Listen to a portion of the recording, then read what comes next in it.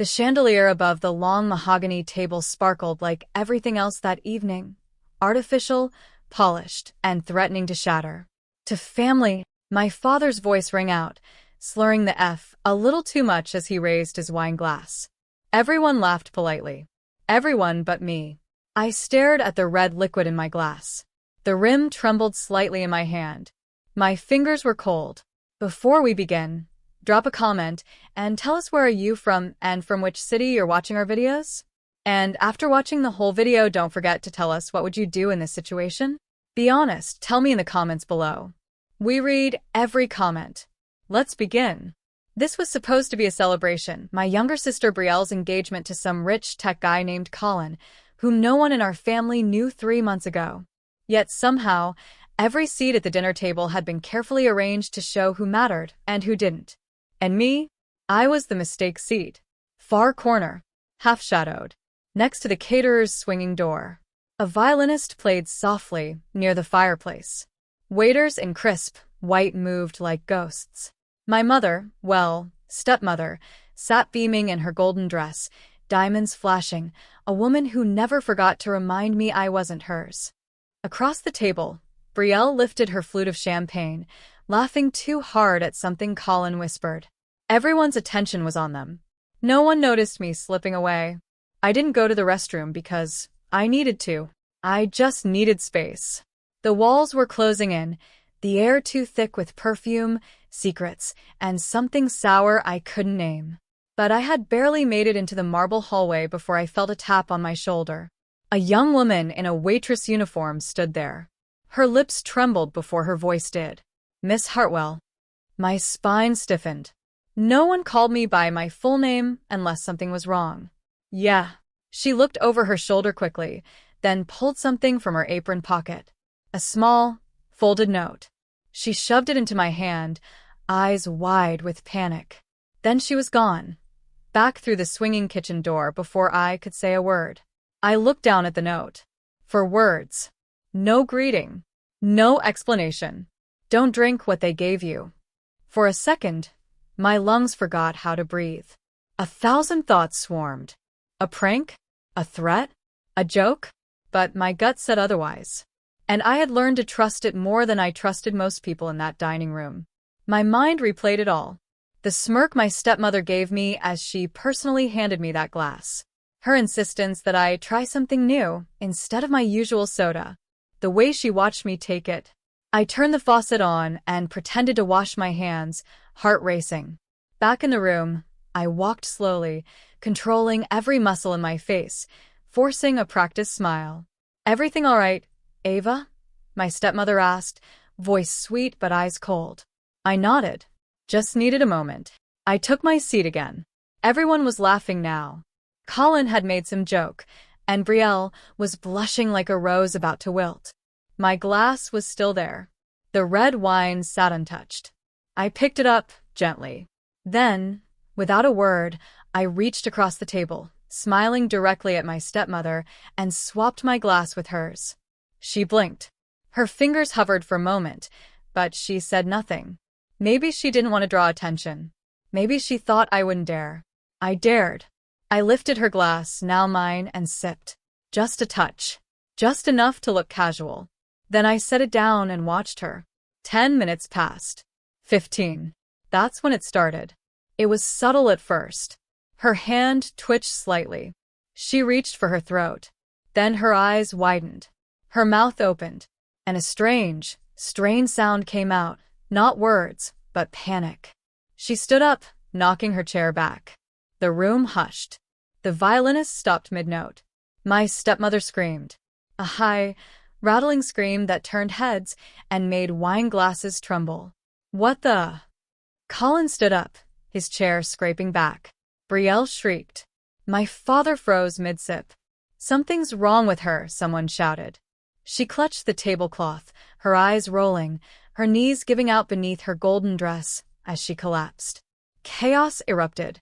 That's when I noticed the young waitress again, standing in the archway near the kitchen, watching me. Our eyes met. She gave a tiny, nearly invisible nod, then turned and disappeared into the back. And I sat there, calm, Silent. My hand on the wine glass. Because I knew the truth wasn't done revealing itself. Not yet. Paramedics arrived in under 5 minutes. But the room had already become a theater of panic. My stepmother lay on the polished marble floor, convulsing in slow jerks, her mouth open in stunned silence, her manicured fingers clawing at her neck like she was choking on air. Guests had jumped up. Phones out. Voices overlapping. Someone cried. Another asked if she had allergies. I didn't move. I sat still, my fingers laced in my lap, the wine glass now pushed a polite inch away. I could feel my sister staring at me. Brielle's voice trembled. Ava, what's happening? She's allergic to something, someone said. No. She took something, another added. Maybe she's diabetic? A paramedic shouted. She's breathing now, but heart rate's erratic. Let's move. As they wheeled her out, my father followed, stumbling with half a wine stain down his blazer. He didn't look at me. No one did. Not yet. The moment she disappeared through the double doors, an eerie hush settled across the dining hall. Colin muttered something to Brielle. She nodded quickly and ran toward me. What just happened? Her voice cracked. Why'd she drink your wine? I shrugged, standing up slowly. She handed it to me. Personally. But wait, she looked at the glass, then at me. You swapped them. I didn't answer. Brielle's mouth fell open. Why? I was thirsty. Her face twisted. This isn't funny. No, it's not, I replied. It's never been. Before she could say anything else, a voice rang from the side door. Deep, firm, and familiar. Ava Hartwell? Everyone turned. A tall man in a gray suit stepped inside. Next to him was the same waitress from earlier, now with her apron folded and clutched to her chest. I'm Detective Jordan Klein, he said, flashing a badge. And I think we should talk. The whole room held its breath. I gave the faintest nod. Sure. As we stepped into the hallway, he kept his tone low. You were given a drink. Yes. You swapped it. I did. And this woman here, he motioned to the waitress, saw something. She said she overheard a conversation in the staff kitchen. The waitress's voice was shaky but clear. The woman in the gold dress, your stepmother, told one of the caterers she wanted a private addition to the drink for the older daughter. She said it was just to help her sleep, but I overheard the dose. Klein looked at me. You've been drugged before? I paused. Yes. Years ago. But it was dismissed. Labeled anxiety. No tests were ever done. The detective nodded grimly. You realize what you just did may have saved your life. I stared at the hallway lights. Or someone else's. He studied me. She's in the ambulance. We'll get toxicology done. If it's what the witness says, your stepmother's in serious legal trouble. She always has been, I said softly. Just no one ever caught her before. He blinked at me. You seem calm. I've been waiting for this for years. We walked back inside. Most of the guests had left or were gathering their things awkwardly, whispering like a scandal had just unfolded on live TV. Brielle met me at the door, red-eyed. She's alive. But they're saying she might have drugged you? Are they serious? She'll be fine, I said. That's the tragedy. Ava, why didn't you tell me she hated you that much? I looked at my sister. Really looked at her. She had never noticed. Never cared to. She told me once, I said, that raising someone else's kid was like wearing someone else's scars. She said I was a burden before I learned to walk. Brielle looked like someone had slapped her. I didn't know. I didn't expect you to. She's still my mom, she whispered. And I'm still your sister. We stood in silence. Then Colin walked up, his phone in hand. Ava, can I talk to you? Brielle frowned. What for? He ignored her. Alone. I glanced at my sister. It's okay. We walked to the far corner of the room where no one could hear. His voice was tight. That wine, it was yours. Wasn't it? I nodded. Technically. And you swapped it. You knew. Yes. And you smiled while doing it. That part one enjoyed. He exhaled slowly, looking at me like I was a different species. Do you know how insane that looks to everyone? I don't care. You should. This is my engagement dinner. Right, I said, smiling faintly. And I'm the one who nearly got drugged. His jaw tightened. Then he leaned in. What if you'd been wrong? I wasn't. He shook his head. Whatever personal war you're fighting, keep it away from us. I leaned in too. You're going to marry into a family where secrets rot under chandeliers and poison sits in wine glasses. You might want to ask your fiancée what she knew. He blinked. I walked away. The music had stopped hours ago, but in my mind, something was just starting to play. The next morning didn't bring peace. It brought headlines. Woman collapses at luxury engagement dinner. Foul play suspected. Elder daughter swaps drinks, saves herself from alleged poisoning. And beneath it all, a photo. Blurry, but it was me, standing calm in the corner, watching my stepmother being wheeled out. The media twisted the story like a knife. At 7:14 a.m., my phone buzzed with a name I hadn't seen in years. Uncle Louis. I let it ring twice before picking up. Ava. His voice was gravel, softened by age and cigarettes. You okay? I'm still breathing. I saw the news. Jesus. Yeah. He exhaled. I always knew that woman was ice and silk. Your mom was different. I said nothing. That part still hurt. She's in custody now, he added. They're calling it attempted poisoning. Felony if the labs confirm it. She'll lawyer her way out. She always does. No, not this time, he said quietly. This time's different. Because I still have the letter. My blood ran cold. What letter? The one your mother gave me before she passed. I nearly dropped the phone. What are you talking about? She gave it to me for safekeeping. Told me only to give it to you if something ever happened with her. If the stepmother ever crossed a line. My voice caught. I need that letter. Come by the shop. 30 minutes later, I was driving through Southridge, past the crumbling corner diner where I used to sneak fries after skipping high school calculus. The city hadn't changed, but I had. Lewis's repair shop sat under a faded blue awning that hadn't been cleaned since Y2K. He was waiting outside, leaning on a rusted car hood, cigarette in hand. He didn't say anything, just walked me to the back office and pulled a small, rusted lockbox from behind a loose brick. No one else knows, he said. Not your dad. Not Brielle. Inside, wrapped in an old velvet cloth, was a letter sealed in wax. I broke it open with trembling hands. My dearest Ava, if you're reading this, it means she's tried to harm you. Maybe worse. I wish I could have protected you better. But I've watched how they treated you all your life. Like a visitor in your own home. I never trusted her. She married your father 5 months after I passed. 5 months. I found documents in his drawer, power of attorney, life insurance changes, and a forged note that made it seem like I wanted you removed from any inheritance. I didn't.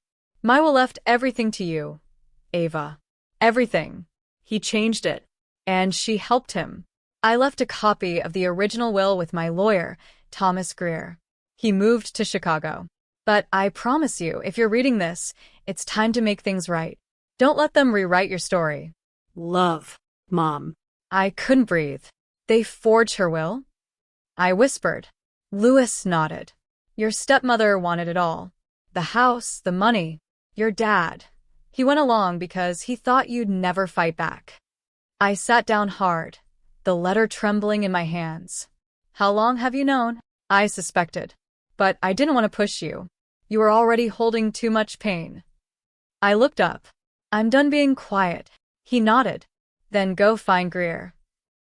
By noon, I was on a call with Thomas Greer's law firm in Chicago.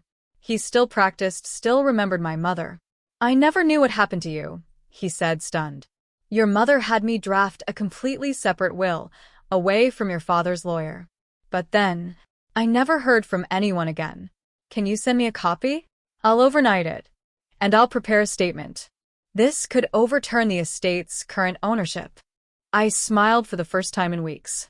Thank you, I whispered. That night, Brielle showed up at my apartment. She looked exhausted, mascara smudged, phone in hand. You set her up, she said quietly. I laughed once. She set herself up. She could have died. But she didn't. You're my sister, Ava? No. I cut her off. I was your punchline. Your family shadow. And now that the lights are on, you don't like what you see. She stared at me. What's going on? What are you not saying? I picked up the letter and held it out. This, I said, is the truth. And it's about to blow your perfect little world apart. She read it. Her hand trembled. And she looked up with eyes full of something I hadn't seen from her since we were kids. Fear. The envelope was thick when it arrived, heavier than it should have been. I opened it alone in my apartment, sunlight leaking through half-closed blinds, the world outside quiet compared to the storm in my chest. Inside was my mother's original will, signed, notarized, and clean. Everything. Every cent. Every asset. Every heirloom. All of it was left to me. Not my father. Not Brielle. Certainly not the woman currently under hospital observation and police investigation. I didn't cry. I didn't smile either. I just felt still, like I was floating toward the edge of something I'd been walking around my entire life. Later that afternoon, Detective Klein called. Your stepmother's toxicology report confirms it. She laced the wine with salpeter. High dosage. Enough to cause hallucinations and memory gaps. And motive. She said it was to calm you down. Not looking good in court. She tried to erase me, I said. Same way they erased my mother's will. Do you want to press charges? I looked down at the will in my hand. I want to invite them to dinner. We met at Uncle Lewis's shop 3 nights later. I said I had news. No one dared decline. My father walked in first, expression tight, dressed too nicely for the setting. Brielle followed, quiet. Colin stayed behind her like a bodyguard, awkward and tense. My stepmother didn't come. She was still under medical observation. Uncle Lewis had cleared the garage bay. One long folding table. Chairs. Nothing else but old oil stains and truth. When they sat, I placed the original will on the table. My father's face changed the second he saw the seal. Where'd you get that? He asked sharply. Mom gave it to Uncle Lewis before she died. I replied. She never mentioned that, he said quickly, already sweating. Of course not. You were too busy changing everything the moment she passed. Brielle stared at the pages, her hands shaking. I don't understand. I looked right at her. It says everything went to me. Not Dad. Not you. Not her. My father's voice hardened. This doesn't prove anything. Greer's statement does, I said, pulling out the notarized affidavit from the Chicago lawyer. He stood up. You're ruining this family. No, I interrupted. You did that the day you let her poison me. Silence. Then Uncle Lewis spoke. You forged a will, Dan. You let your wife try to sedate your daughter. What kind of man does that? My father's face turned red. I did what was best for Brielle. She had potential. Ava was. Was what? I asked coldly. He didn't finish. Colin stood up next. I think you should leave, sir. My father looked at him, stunned. Colin nodded. Seriously. You knew what was happening, and you let it. You let your wife drug your daughter over dinner. My father's shoulders slumped. He walked out. No words. No apology. Just gone. I turned to Brielle. I didn't know, she whispered. Ava, I didn't. I swear to God. I looked at her. Really looked at her. For once, I saw the sister who used to braid my hair when we were kids. Not the girl who clapped when I was humiliated at dinner parties.